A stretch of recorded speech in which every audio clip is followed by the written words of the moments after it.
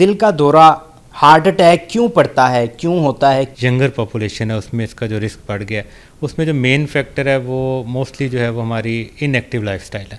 Secondly हमारी diet, further इसको देखें तो स्मोकिंग और स्ट्रेस को कम रखें। एक जगह खून की नाली दिल की बंद हो गई है जहाँ से उसको खून की सप्लाई हो रही है, हमने उसको बाईपास कर दिया। हार्ट भी वही है, उसकी वेसल्स भी उसी की हैं। अब अगर मरीज़ अपना लाइफस्टाइल नहीं बदलता तो या तो यही ग्राफ्ट बंद हो जाते हैं या फिर जहां आगे जो खून की नाली एक जगह से बंद थी अब दूसरी जगह से बंद हो जाती।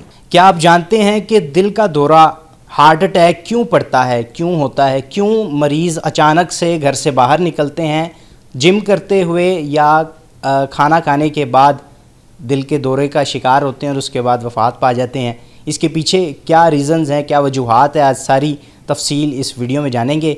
मैं आपका मेज़बान तलहा अशरफ हूँ और आज मैं इस वक्त गुलाब देवी अस्पताल में मौजूद हूँ, जबकि professor of cardiology professor doctor Imran Hanif Hashmi मेरे साथ मौजूद हैं। उनसे तफसीलात जानेंगे। सर बताइएगा कि हार्ट अटैक दिन ब दिन बढ़ते जा रहे हैं, शरह बढ़ती जा रही है, इसकी सबसे बड़ी वजह क्या है, क्या वजूहात हैं जिसकी वजह से जवान को भी हार्ट अटैक आ रहा है, हर बंदे को जो शरह बढ़ती जा रही है? अच्छा, जो दिल की हार्ट अटैक की अब रीज़न हम कह रहे हैं कि नंबर ऑफ़ केसेस जो दिन ब दिन बढ़ते जा रहे हैं, ऐसी कोई हम पिन पॉइंट करना मुश्किल है कि कोई एक रीज़न होगी। मल्टीपल रीज़न्स हैं इसमें। मेनली जो इस वक्त हम करंट इरा में इस वक्त देखें तो जो हमारे यंगर पॉपुलेशन है उसमें इसका जो रिस्क बढ़ गया है, उसमें जो मेन फैक्टर है वो मोस्टली जो है वो हमारी इनएक्टिव लाइफस्टाइल है। हम लोग सेडेंटरी लाइफस्टाइल है, ज़्यादातर बैठे रहते हैं, एक्सरसाइज उस तरह नहीं है, वर्जिश करना वो कम हो गया। एक ये बहुत बड़ा फैक्टर है। सेकेंडली हमारी डाइट, कि हम लोग का इनटेक कैसा है। हम लोग रूटीन में जो आजकल खा रहे हैं वो मोस्टली तो हमें पता ही नहीं होता हम खा क्या रहे हैं।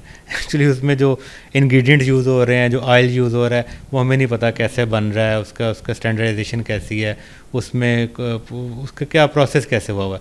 तो ये एक बहुत बड़ा फैक्टर है। और अगर फर्दर इसको देखें तो स्मोकिंग और बाकी बहुत सारी ड्रग्स जो आजकल जो इतनी आम हो गई हैं और वो ओवर द काउंटर अवेलेबल हैं। जो हमारे जो यंगर पॉपुलेशन है वो ज़्यादा फैशन यूज़ कर लेते हैं, फिर उसके एडिक्ट हो जाते हैं। ये एक मेन काज ये भी है। और स्ट्रेस इटसेल्फ एक काज है। हमारी इस वक्त पॉपुलेशन में स्ट्रेस लेवल बहुत ज़्यादा है, तो वो एक बहुत बड़ा काज है। अच्छा सर, दिल से रिलेटेड बीमारियां कौन कौन सी होती हैं? हार्ट अटैक तो मेरा ख्याल है कि लास्ट स्टेज है या दिल की बिल्कुल एंड है। इसके अलावा दिल की कौन कौन सी बीमारियाँ होती हैं? दिल के वेल्व का मसला होता है, जो दिल के अंदर होते हैं हार्ट के वेल्व, उसकी बीमारियां होती हैं जो वो जिसमें वेल्व सिकुड़ जाता है या लीक करने लग जाता है। वो बहुत सारे उसके आप कह लें कि की वजह से हो सकता है। जैसे कि रोमेटिक हार्ट डिजीज़ एक बहुत कॉमन है हमारे पाकिस्तान में, जिसे हम रोमेटिक फ़ीवर कहते हैं। ये गले की एक इन्फेक्शन होती है जिसकी वजह से वो ऑर्गेनिज्म जो जरासीम है वो दिल के वेल्व को इन्वॉल्व कर लेते हैं। और ये तो हम बच्चों में, मिडिल एज में, एडल्ट में सब में हमें मिलती है, जिसकी वजह से उस इन्फेक्शन के तकरीबन 10 से 15 साल बाद हार्ट के वेल्व जो दिल के वेल्व हैं या तंग हो जाते हैं या लीक कर जाते हैं। तो ये बहुत कॉमन बीमारी है हमारे पाकिस्तान में। तो इसको हम हार्ट अटैक नहीं कहते क्योंकि दिल के वेल्व की ये एक अलग बीमारी है। उसके अलावा जो है दिल के पट्ठों की बीमारी होती है, जिसमें दिल के पट्टे जो हैं वो वीक हो जाते हैं, जिसे हम कार्डियोमायोपैथी कहते हैं। हार्ट बड़ा हो जाता है, डायलेट कर जाता है। उसके बहुत सारे रीज़न है जिसकी वजह से वो हो सकती है। हार्ट अटैक जिसे हम आमतौर पे कहते हैं, ये दिल की नालियों की एक्चुअली बीमारी होती है, जिसमें दिल की नाली कोई बंद हो जाए, जिसकी वजह से दिल को खून की सप्लाई उस एरिया को ख़त्म हो जाए, तो उसको हम हार्ट अटैक कहते हैं। ठीक है सर, मुझे बताइएगा कि अक्सर सुनने में आता है चिकनाई वाली चीज़ें ज़्यादा खाने की वजह से ऐसा होता है। एक तो बाहर की जो चिकनाई वाली चीज़ें, तली हुई चीज़ें, उसके बारे में भी मुझे बताइएगा वो कितनी इसके लिए नुकसानदायक है। और ये बताइए घर के अंदर भी जब हम साफ़ सुथरा खाना बनाते हैं और उसमें भी घी का इस्तेमाल या ऑयल का इस्तेमाल ज़्यादा कर लेते हैं, क्या वो भी हार्ट अटैक की वजह बन सकता है? हाँ, अच्छा, इसमें देखें फिर अगेन ये तो दो डिफरेंट टाइप की चीज़ें हैं कि चिकनाइयाँ जो हम कहते हैं वो एक फैक्टर है। उसके अलावा देवर मल्टीपल फैक्टर ना, जिसकी जो उस लेट से अगर आपका इनटेक चिकनाइयों का, जैसे हम कह रहे हैं चिकनाइयाँ ज़्यादा है, तो वो दूसरी अगर जेनेटिकली हम प्री डिस्पोज हैं, हमें हमारे जीन्स में ये चीज़ है कि हमें प्रॉब्लम होना है, तो वो फिर एग्रीवेट हो जाता है उसकी वजह से। बाहर के तो डेफिनेटली हमें नहीं पता कैसे है, लेकिन घर में भी इवन कि अगर आप बहुत ज़्यादा ऑयल और फैट यूज़ कर रहे हैं और आपकी कंजम्पशन उतनी नहीं है, यानी कि इनटेक ज़्यादा है और आप उसको एक्सर्ट नहीं कर रहे, तो डेफिनेटली जब भी एक्सरसाइज वगैरह नहीं की जा रही, उसको कैलोरीज को बर्न नहीं किया जा रहा। अच्छा सर, मुझे ये बताइएगा कि जो आजकल फ़ास्ट फूड का फैशन बड़ा ज़्यादा है, तो उसमें चीज़ का इस्तेमाल होता है और भी काफ़ी ऐसी मायोनीज़ और डिफरेंट चीज़ें होती हैं। क्या क्योंकि वो देखने में तो बिल्कुल साफ़ सुथरा बना होता है, आप बड़े रेस्टोरेंट्स में जाते हैं और खाते पीते हैं तो सफाई का भी ख्याल होता है, लेकिन क्या वो भी कार्डियो जो दिल की बीमारियां हैं या उसको लीड कर सकती है अगर ज़्यादा मिकदार में इस्तेमाल किया जाए? डेफिनेटली देखें, फ़ैट तो जब फ़ैट की बात कर रहे हैं तो किसी भी उसमें होंगे, तो वो तो चाहे वो अच्छी जगह बने हैं बुरी जगह बने हैं वटेवर, लेकिन फ़ैट का कंटेंट तो है ना। जब भी फ़ैट किसी भी तरह के वो अगर हमारी बॉडी की रिक्वायरमेंट से ज़्यादा हैं तो वो डेफिनेटली वो प्रॉब्लम करेंगे। और सेकेंडली सिर्फ ये इसमें फ़ैट से सिर्फ फ़ैट को हम कोलेस्ट्रॉल और इसको नहीं करते, इससे डायबिटीज़ का रिस्क भी बढ़ जाता है। डायबिटीज़ भी डेफिनेटली फास्ट फूड से ज़्यादा उसमें इंसिडेंस बढ़ता है, इसमें कार्बोहाइड्रेट्स बहुत ज़्यादा होते हैं जो कि डायबिटीज़ करते हैं। और डायबिटीज़ इटसेल्फ एक अलग एक इंडिपेंडेंट फैक्टर है हार्ट अटैक और हार्ट की डिजीज़ का। सिर्फ डायबिटीज़ ही और कुछ भी नहीं है तो लोन आपका रिस्क हार्ट अटैक का बढ़ जाता है। ठीक है सर। अच्छा, मुझे ये बताइएगा कि हार्ट अटैक से या दिल की बीमारियों से बचने के लिए क्या आप सजेशन देंगे, क्या पैगाम देना चाहेंगे? देखिए, बचने के लिए सबसे पहले तो हमें अपनी एक्टिविटी को बढ़ाना पड़ेगा। हमें डेफिनेटली डेली एक्सरसाइज करनी चाहिए। जो हम स्टैंडर्ड ये कहते हैं कि एक नॉर्मल बंदे को at least 5 days a week half an hour आधा घंटा तेज़ चलना चाहिए। उसके अलावा आप अगर स्विमिंग करना चाहते हैं, जॉगिंग करना चाहते हैं, कर वो सब ठीक है, लेकिन एटलीस्ट आधा घंटा तेज़ वॉक जो है वो एक आम बंदे को रोज़ाना करनी चाहिए। और उसके अलावा हम जो खाने पीने में, जैसे हमने पहले बात कर ली, एहतियात जो है वो रूटीन की करें और स्मोकिंग को अवॉइड करें और स्ट्रेस को कम रखें। स्ट्रेस के हम चाहे उसके लिए हमें वो जब हम वॉक करते हैं, अपना इन्वायरमेंट चेंज करते हैं, उससे डेफिनेटली स्ट्रेस लेवल कम होता है।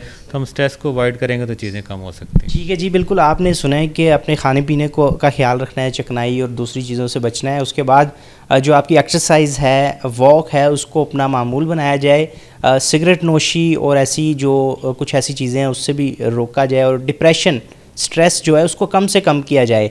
इसी के साथ अगर आप जानना चाहते हैं कि अगर हार्ट अटैक हो गया या दिल की बीमारियां हो चुकी हैं तो उसके बाद कौन से ऑपरेट होते हैं या सर्जरी किस तरह की होती है, तो हमारे साथ बने रहिए, अभी वो भी दिखाते हैं। चलिए मेरे साथ प्रोफेसर डॉक्टर हामिद हसन मेरे साथ मौजूद हैं। सर्जरी कैसे की जाती है, सर्जरी के बाद एहतियाती तदाबीर क्या होती हैं, कितनी किस्म की सर्जरीज़ होती हैं, हार्ट से रिलेटेड हार्ट अटैक होने के बाद क्या होता है, वो सारी तफसीलात इनसे जानते हैं। सर बताइएगा कि हार्ट अटैक के बाद या हार्ट अटैक से मुंसलिक दिल की किस किस्म की जो सर्जरी हैं कितनी किस्म की होती हैं? हार्ट अटैक से रिलेटेड तो हार्ट के जो हम आमतौर पर सुनते हैं कि बाईपास सर्जरी की जाती है, लेकिन वैसे दिल की बीमारियों को ऑपरेशन के हिसाब से हम चंद बड़े ग्रुप्स में तकसीम कर सकते हैं। जैसे एक तो वो बीमारियां हैं जो पैदाइशी तौर पे बच्चों को होती हैं, वो पैदाइशी तौर पे मर्ज़ लेके दुनिया में आते हैं, उस वक्त उनका पैदाइशी अमराज कल्ब के लिए ऑपरेशन किया जाता है। इसे हम कहते हैं कंजेनिटल हार्ट डिसीज़। दूसरा, जब बड़ा होता है तो ज़रा चांसेस होते हैं, हमारे यहाँ रोमेटिक एक्टिविटी, इन्फेक्शन की एक्टिविटी बहुत ज़्यादा है, तो उसमें रोमेटिक हार्ट वेल्व डिजीज़ हो जाती है कि हार्ट के जो वेल्व हैं वो ख़राब हो जाते हैं, उनको हमें रिपेयर भी करना होता है, खोलना भी होता है, और समटाइम हम उनको रिप्लेस करते हैं, मसनूई वेल्व अंदर लगा देते हैं।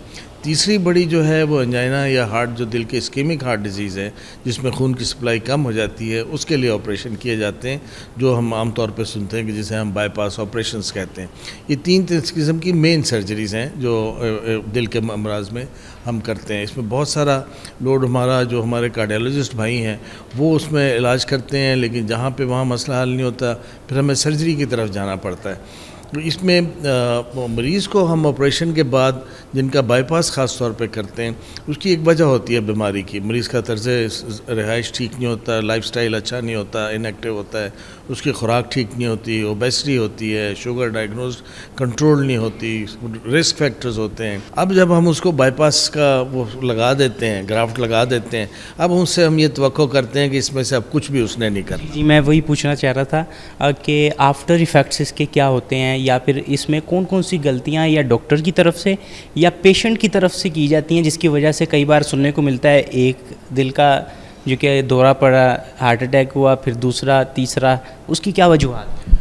अब आप ये देखें कि होता क्या है इस ऑपरेशन में, कि एक जगह खून की नाली दिल की बंद हो गई है जहाँ से उसको खून की सप्लाई हो रही है, हमने उसको बाईपास कर दिया, एक और वैसल लगाई, उससे आगे पहुँचा दिया। अब वो वैसल जो हम लगाई वो भी मरीज़ के टांग से उठाई या यहाँ छाती के नीचे से ली और उसको लगा दिया। हार्ट भी वही है, उसकी वेसल्स भी उसी की हैं, सिर्फ हमने बाईपास को कवर किया। अब अगर मरीज़ अपना लाइफस्टाइल नहीं बदलता तो या तो यही ग्राफ्ट बंद हो जाते हैं, या फिर जहाँ आगे जो खून की नाली एक जगह से बंद थी अब दूसरी जगह से बंद हो जाती, क्योंकि उसकी अपनी खून की नालियों के ज़रिए खून दिल को मिलना है। अगर वो आगे कहीं नाली बंद हो जाएगी तो फिर उसको दोबारा अब हमें ऑपरेशन थिएटर में या जो प्लास्टिक की तरफ ले जाना पड़ेगा। तो हमारे लोग जो गलती करते हैं वो गलती ये करते हैं कि उन चीज़ों का ख्याल नहीं करते, अपना लाइफस्टाइल चेंज नहीं करते, चलते फिरते नहीं हैं, एक्सरसाइज नहीं करते, खुराक का ख्याल नहीं रखते, वज़न कम नहीं रखते, स्मोकिंग दोबारा शुरू कर देते हैं। ये बहुत कॉमनली है जब हम अपने मरीज़ों को देखते हैं। हमारा डॉक्टर का क्या काम है, उसका काम ये है कि फॉलोअप में उसके जो कोलेस्ट्रॉल लेवल्स हैं, जो हम पूरा कोलेस्ट्रॉल जो लिपिड प्रोफाइल है उसको कंट्रोल में रखें। मरीज़ को ये बताएं कि उसने कुछ दवाइयाँ हैं जो खानी हैं, वो खाएगा तो हार्ट अटैक से के चांसेस कम हो जाएंगे। और तीसरा उसको ये बताना है कि वो अपने जो लाइफस्टाइल है उसको टोटल तौर पे चेंज करेगा। वो चेंज नहीं करेगा तो दोबारा बीमारी से बचना मुमकिन नहीं होगा। अच्छा सर, आप मुझे अपने बारे में बताइएगा कि अभी तक आप अपनी जर्नी के अंदर कितनी सर्जरीज़ कर चुके हैं और ये एक्सपीरियंस कैसा था, और ये मुझे बताइएगा कि कोई ऐसा अनोखा केस आया हो जो आपको याद रह गया हो। केस तो बेटा हर केस ही जो है ना वो एक दास्तान होता है। तो ऐसे लोग हमें मिलते हैं 20-20, 30-30 साल के बाद, ख़ास तौर पे जिनको जवानी में वेल्व रिप्लेस किया था कि उनके हार्ट यहाँ तक पहुँच गए, वो बीमारी से बहुत डरते थे, क्योंकि हमने तो तब काम शुरू किया था जब अभी कार्डियक सर्जरी इतनी ज़्यादा डेवलप्ड नहीं थी। तो बड़े हम मरीज़ को मना के ऑपरेशन थिएटर में ले जाते थे कि इसके बगैर आपका चारा नहीं है, और वो तभी कराता था जब उसे खुद नज़र आ जाता था कि अब इसके बगैर चारा नहीं है। तो जो 15 साल 20 साल के बाद जब वो लोग मिलते हैं तो उनकी आंखों में आंसू होते हैं। बल्कि एक मरीज़ मुझे याद है कि उसने कहा कि डॉक्टर साहब अगर मैं ना कराता तो ये मेरा बच्चा यतीम होता। तो ये इस किस्म की बीमारी, तो इस तरह हर मरीज़ का एक पूरी दास्तान होती है।